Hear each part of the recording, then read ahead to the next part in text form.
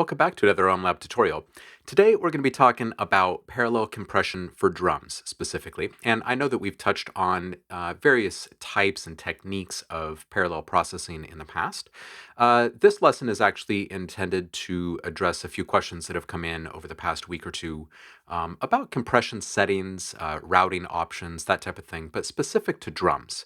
Now, this approach is also commonly called New York style compression, especially when pertaining to drums.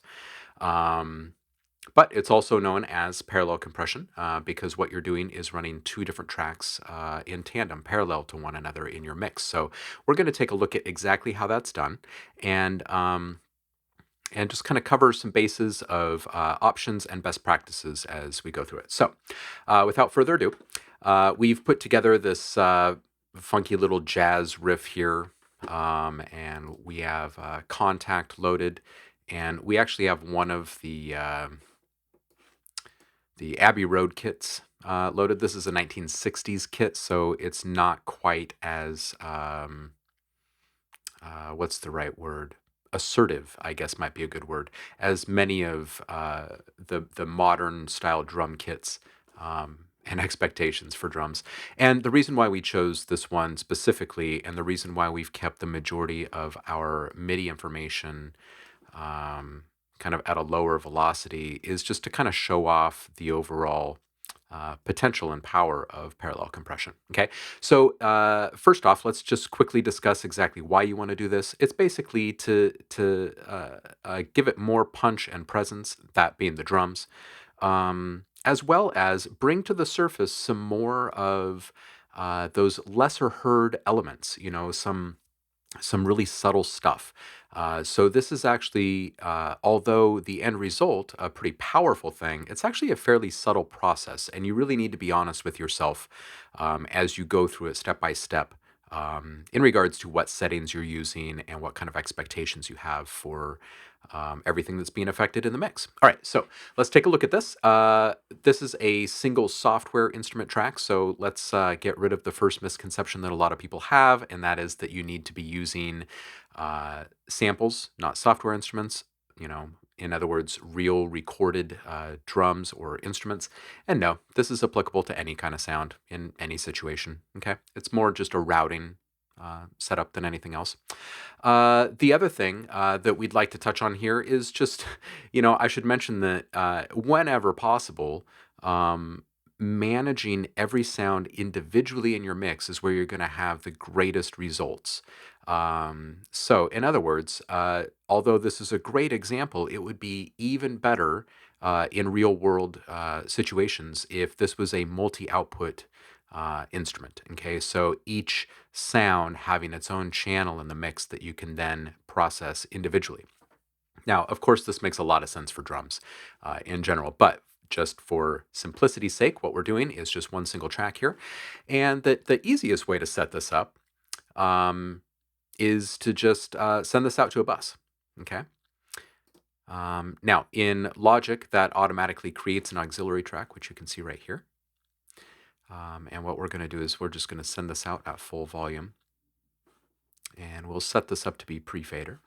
So the overall volume setting here, or fader setting, does not impact the amount of audio that's actually being sent to the auxiliary track. That's what that means. All right, so now what we're going to do is load up a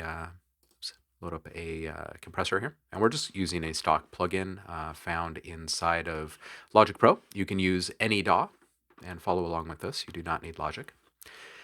So what first thing we're going to do is just turn off auto gain. Don't like it, never have. Most likely, neither should you. Take control of your sounds and your projects. And we're just going to change the circuit type here. The Logic compressor allows you to do that. And we're going to choose an optical. This is an older kit. It's an acoustic kit. So therefore, this is, in my opinion, the best kind of circuit type available in this particular compressor to use. Now, here's the best practice pitch for you. Okay, don't use a really short attack. I hear a lot of people being taught or encouraged to use a shorter attack, and here's the thinking behind that. And it does make sense on the surface, and that is that what you want is for every sound to be um, affected by the compressor as quickly as possible so your sounds aren't really getting different treatment. Okay. But and the other one is that your release should be not so long. And I also don't really like that advice either, because what you're going to get here is, number one, you're not allowing the transients through if your attack is too short, pure and simple. And number two, if the release is too short, then you're going to hear the effect of the compressor, because the whole point of parallel processing or New York style compression for drums is that you can use a much higher ratio, thereby limiting the overall loudness of the loudest elements in the mix, and therefore allowing the quietest elements in your drum mix to be brought to the surface more. Okay, so the threshold is actually going to be fairly low. The ratio is actually going to be pretty high, and the attack is going to be pretty high, and the release will be, on the longer side of the midway. So let's go ahead and start playing back our sound, and we'll just set up our settings right in front of you here. Start by bringing the ratio all the way up to like 14 or 15. That's pretty common for this. And as you can see, there's still nothing happening here. What we're going to do is bring down our knee just a little bit here, so we have a quicker reaction time. As we bring down our threshold, you'll see that we're having a lot more activity on the reduction meter. And generally speaking, what we're looking for is anywhere between a 10 to 20 decibel reduction on our highest or loudest elements. Okay, and as we see our release increase in time, we'll see a little bit more reduction happening as well, because sounds will get caught up in the compression that was happening for whatever triggered it prior.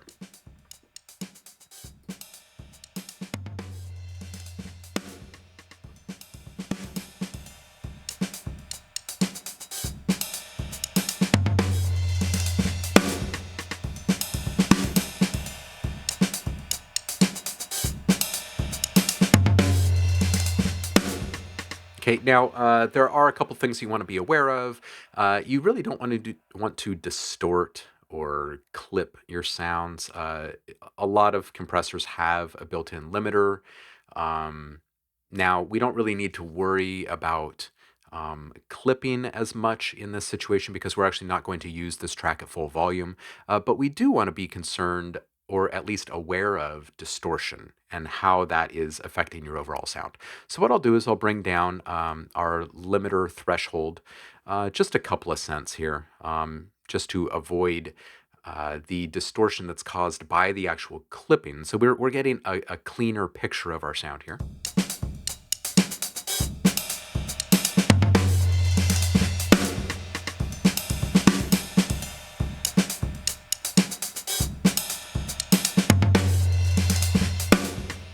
Okay, so this is all right.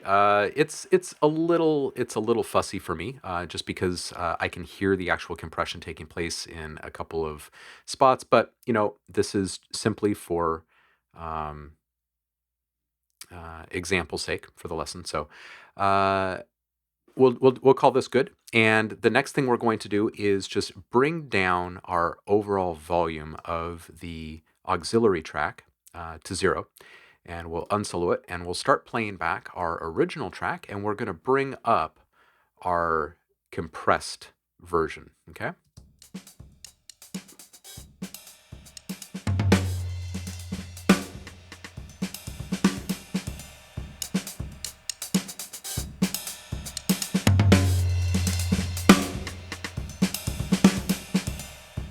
That's pretty impressive right there. Okay, so let's go ahead and mute this so you can hear what it was like before.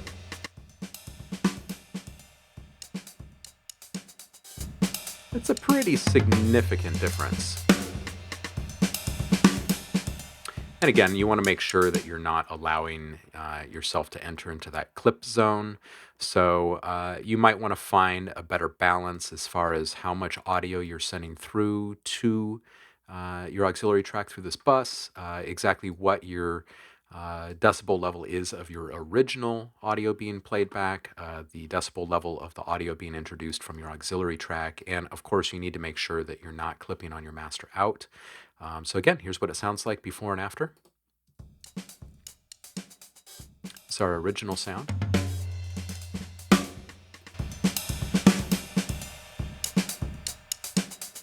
Okay, so what you hear is a lot more punch, presence. Those subtle elements have been brought to the surface. You still have quite a bit of dynamic range because your original audio is a bit more present than the secondary audio or treated audio that's being brought in. And you definitely want to keep and maintain that balance. You want your original audio to have its dynamic range and performance, the integrity of all of it protected as much as possible. And for the auxiliary track to enhance it. So we actually probably want to bring this down a bit more.